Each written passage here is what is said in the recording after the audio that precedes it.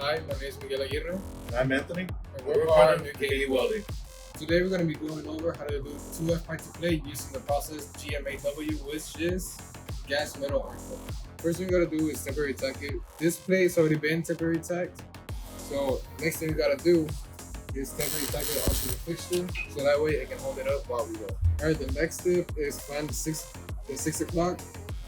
For me, it'll be right here, in this little corner right here. So what I'm going to start doing is find my 6 o'clock, position myself correctly to where you're comfortable, and just go around.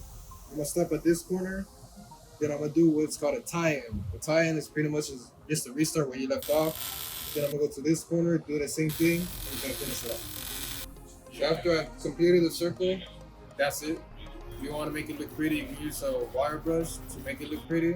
But if not, you're completed the 2F pipe to plate GMAW process.